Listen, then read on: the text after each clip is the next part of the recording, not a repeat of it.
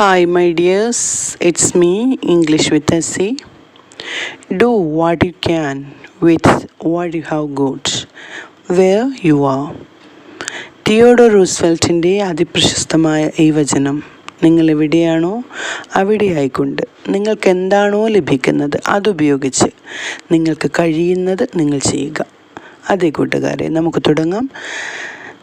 English സംസാരിക്കുക എന്ന വലിയ ലക്ഷ്യത്തിലേക്ക് പറന്നു മുന്നേറാം.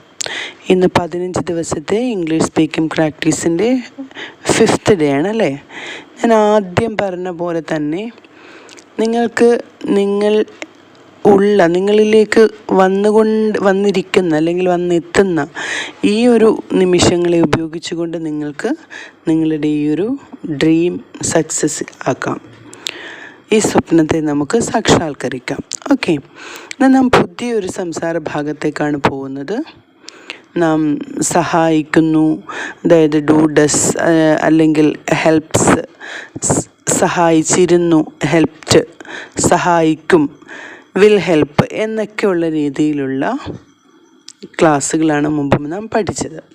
Every moment is A fresh beginning എന്ന മഹാനായ എഴുത്തുകാരൻ T.S. Eliotൻ്റെ, അതായത് ഓരോ നിമിഷവും പുതിയ തുടക്കമാണ് എന്ന ആ ഒരു കാര്യത്തിൽ വിശ്വാസം അർപ്പിച്ചുകൊണ്ട് നമുക്ക് പുതിയ മൊമെൻറ്റിലേക്ക് പോകാം. ഇപ്പോൾ ഞാൻ പറയുകയാണ്, അവൻ പഠിച്ചിട്ടുണ്ട്, ഞങ്ങൾ പോയിട്ടുണ്ട്, അവൾ വന്നിട്ടുണ്ട് എന്നൊക്കെ. അതായത് ഒരു കാര്യം, ഇപ്പം ഞാൻ പറഞ്ഞു അവൾ വന്നിട്ടുണ്ട് എന്ന് പറയാം, ആ കാര്യം പൂർണ്ണമായി അവൾ വന്നു, പക്ഷെ അതിൻ്റെ ഫലം ഇപ്പോഴും നിലനിൽക്കുകയാണ്. അതായത് ഒരു കാര്യം, ഒരു സംഭവിച്ച ഒരു കാര്യം, അതിൻ്റെ ഫലം ഇപ്പോഴും നമ്മൾ നിലനിൽക്കുന്നെങ്കിൽ അങ്ങനെയുള്ളതിനെ എങ്ങനെ പറയാമെന്നാണ് ഇന്ന് നമ്മൾ പഠിക്കുന്നത്. അതായത് അവൻ പഠിച്ചിട്ടുണ്ട് എന്നതിന് നമുക്ക് ഹീ ഹാസ് സ്റ്റഡീഡ് എന്ന് പറയാം. He has studied. ഇപ്പം പഠിക്കുക എന്നുള്ളത് സ്റ്റഡിയാണ്. സ്റ്റഡീഡ് എന്നത് ഹാസിൻ്റെ കൂടെ ഉപയോഗിക്കുന്നു. ഓക്കെ, അപ്പോൾ അതിൻ്റെ ഗ്രാമർ പാർട്ടിലേക്ക് ഞാൻ കടക്കുന്നില്ല. അപ്പോൾ നിങ്ങൾ ഓരോന്നായിട്ട് നോക്കിക്കോളൂ. അവൻ പഠിച്ചിട്ടുണ്ട്, ഹീ ഹാസ് സ്റ്റഡീഡ്. അവൻ പോയിട്ടുണ്ട്, ഹീ ഹാസ് ഗോൺ. അവൻ വന്നിട്ടുണ്ട്, ഹീ ഹാസ് കം. ഓക്കെ, അപ്പോൾ എന്നാൽ ഞാൻ പഠിച്ചിട്ടുണ്ട് എന്നാകുമ്പോഴോ ഐ ഹാവ് സ്റ്റഡീഡ്. എന്നാൽ ഞങ്ങൾ പഠിച്ചിട്ടുണ്ടെന്നാണെങ്കിൽ വി ഹാവ് സ്റ്റഡീഡ്. നീ പഠിച്ചിട്ടുണ്ട്, യു ഹാവ് സ്റ്റഡീഡ്. അവർ പഠിച്ചിട്ടുണ്ട്, ദേ ഹാവ് സ്റ്റഡീഡ്. ഇവിടെ നിങ്ങൾക്കൊരു വളരെ വലിയ അല്ലെങ്കിൽ വളരെ അർത്ഥവത്തായ ഒരു മാറ്റം നിങ്ങൾ ശ്രദ്ധിച്ചിട്ടുണ്ടായിരിക്കും. അതായത് ഹാസിൻ്റെയും ഹാവിൻ്റെയും പ്രയോഗം ഇല്ലേ?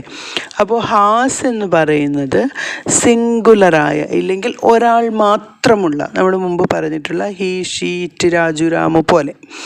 എന്നാൽ അവിടെ ഉപയോഗിക്കുമ്പോൾ ഹാവ് എന്നത് ഐ, യു എന്നിവയോടും ഒപ്പം തന്നെ പ്ലൂറൽ ഫോംസ്, ഇപ്പോൾ വി, ദേ എന്നൊക്കെ പറയുമ്പം കുറേ പേരുണ്ടല്ലോ, അപ്പോൾ അതുപോലെ അത് ആ പ്ലൂറൽ ഫോംസിനോടൊപ്പം ഹാവ് ഉപയോഗിക്കുകയും ഒരാൾ മാത്രമാണുള്ളതെങ്കിൽ അവിടെ ഹാസ് ഉപയോഗിക്കുകയും ചെയ്യുന്നു. ഓക്കെ, ഇപ്പോൾ നീ പഠിച്ചിട്ടുണ്ട് എന്നാണെങ്കിൽ യു ഹാവ് സ്റ്റഡീഡ്. അവൻ പഠിച്ചിട്ടുണ്ട്, ഹീ ഹാസ് സ്റ്റഡീഡ്. ഓക്കെ, അപ്പോൾ ഇത് പ്രത്യേകമായിട്ട് മനസ്സിലാക്കി വെക്കുക. അതായത് ഒരു സബ്ജക്റ്റിന് ശേഷം അല്ലെങ്കിൽ ആരെ പറ്റിയാണോ അത് പറയുന്നത് അത് ആളെ നോക്കി, അതായത് ഒരാളാണെങ്കിൽ അവിടെ has plus V3 form. V3 എന്ന് പറയുമ്പോൾ മൂന്നാമത്തെ. ഇപ്പം ഹെൽപ്പ്, ഹെൽപ്ഡ്, ഹെൽപ്ഡ്. എന്നാൽ ഈറ്റ് വരുമ്പം ഈറ്റ്, ഏറ്റ്, ഈറ്റൺ. ടേക്ക് ആണെങ്കിലോ ടുക്ക്, ടേക്കൺ. ഇങ്ങനെ വളരെ വ്യത്യസ്തമായ രീതിയിലാണ് ആ വെർബുകൾ മാറുന്നത്. അപ്പോൾ നമ്മളിപ്പോൾ സ്ഥിരമായിട്ട് ഉപയോഗിച്ചിരുന്ന ഐ ലവ് യു എന്ന സെൻറ്റൻസിനെ ഒന്ന് മാറ്റി നോക്കാം. ഞാൻ സ്നേഹിച്ചിട്ടുണ്ട്, ഐ ഹാവ് ലവ്ഡ്. കണ്ടോ, ഞാൻ സഹായിച്ചിട്ടുണ്ട്, ഐ ഹാവ് ഹെൽപ്ഡ്. ഇപ്പം നമ്മൾ കഴിഞ്ഞ ക്ലാസ്സിലൊക്കെ പറഞ്ഞതാണ് ഞാൻ എൻ്റെ അമ്മയെ സഹായിച്ചു. ഇവിടെ ഞാൻ എൻ്റെ അമ്മയെ സഹായിച്ചിട്ടുണ്ട്, I have helped my mother. അവൻ സഹായിച്ചിട്ടുണ്ട്, ഹി ഹാസ് ഹെൽപ്ഡ്. അവൾ ചെയ്തിട്ടുണ്ട്, ഷീ ഹാസ് ഹെൽപ്ഡ്.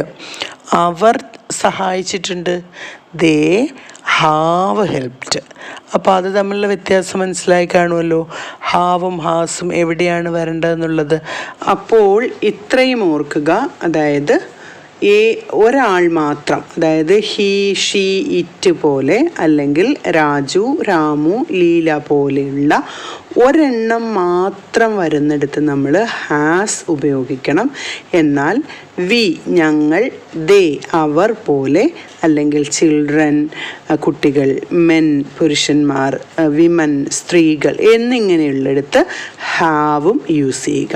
അപ്പം ഹാസിൻ്റെ കൂടെ എപ്പോഴും ഓർക്കുക വെർബിൻ്റെ മൂന്നാമത്തെ ഫോം ഉപയോഗിക്കുക. ഹാവും ഹാസും ഒരുപോലെ വെർബിൻ്റെ മൂന്നാമത്തെ ഫോം ഉപയോഗിക്കുക. അതുപോലെ തന്നെ നമ്മൾ പറയുമ്പോൾ പോയിട്ടുണ്ട്, വന്നിട്ടുണ്ട്, കയറിയിട്ടുണ്ട്, കേട്ടിട്ടുണ്ട്, വിളിച്ചിട്ടുണ്ട്, ഇങ്ങനെ.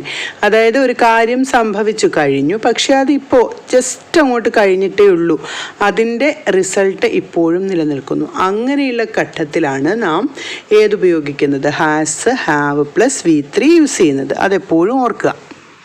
ഇവിടെ നാം ഓർക്കേണ്ടുന്ന മറ്റൊരു കാര്യം, ഐ യു ഇവ എപ്പോഴും ഒരാൾ മാത്രമാണെങ്കിലും അത് പ്ലൂറലായി, അല്ലെങ്കിൽ നാം ദേ വി മുതലായ സബ്ജക്റ്റുകൾ ഉപയോഗിക്കുന്നത് പോലെ തന്നെയാണ് ഉപയോഗിക്കുന്നതെന്ന് ഓർക്കുക.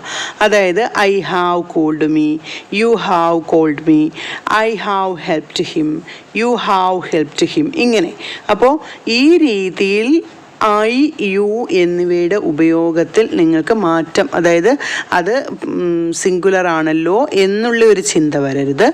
ഐ യു എപ്പോഴും പ്ലൂറൽ ഫോമിലായിരിക്കും ഉപയോഗിക്കുന്നത്. ഓക്കെ, അപ്പോൾ നിങ്ങളൊന്ന് ആലോചിച്ച് നോക്കൂ. അവർ എന്നെ വിളിച്ചിട്ടുണ്ട്, എന്ത് പറയും?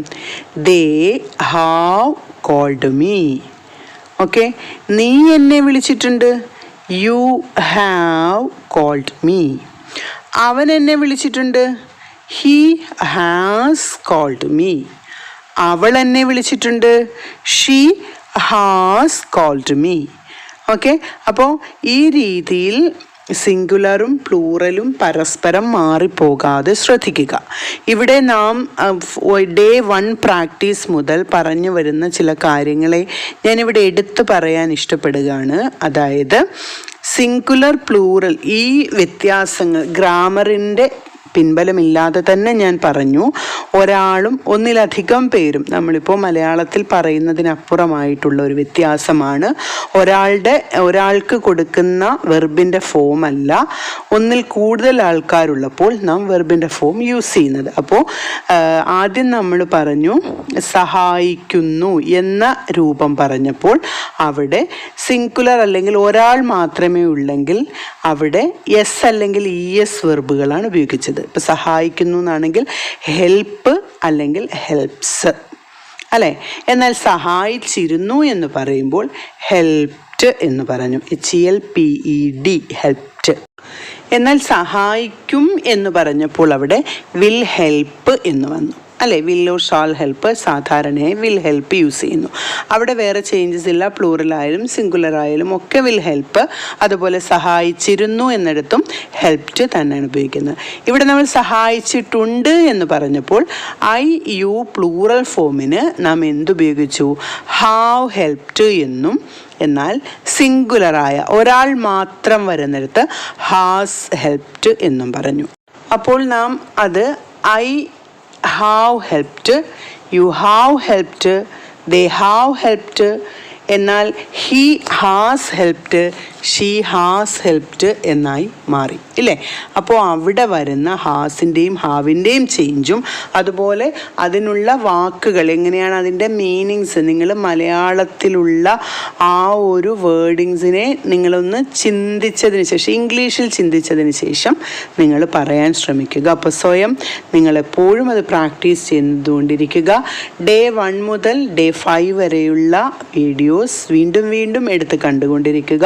ഒപ്പം തന്നെ കിഡ്സിനും ബിഗിനേഴ്സിനും തുടക്കക്കാർക്കുള്ള ക്ലാസ്സുകൾ നാം മുമ്പ് അപ്ലോഡ് ചെയ്തിട്ടുണ്ട്. ആ ക്ലാസ്സുകൾ ഒട്ടും തന്നെ വിട്ടുപോകാതെ കാണുക.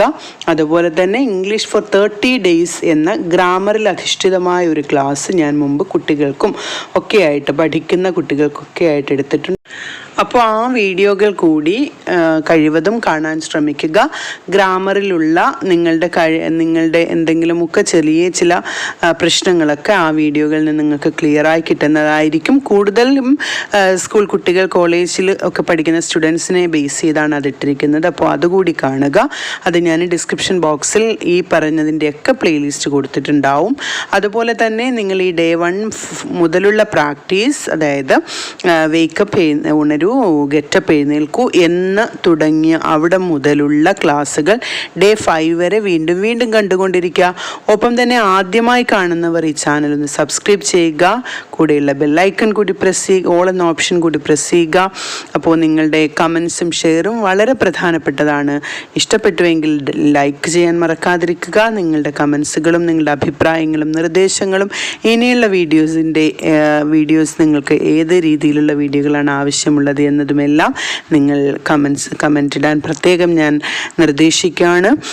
എല്ലാവരുടെയും സപ്പോർട്ട് ഉണ്ടാകണം. Thank you for watching. Signing off.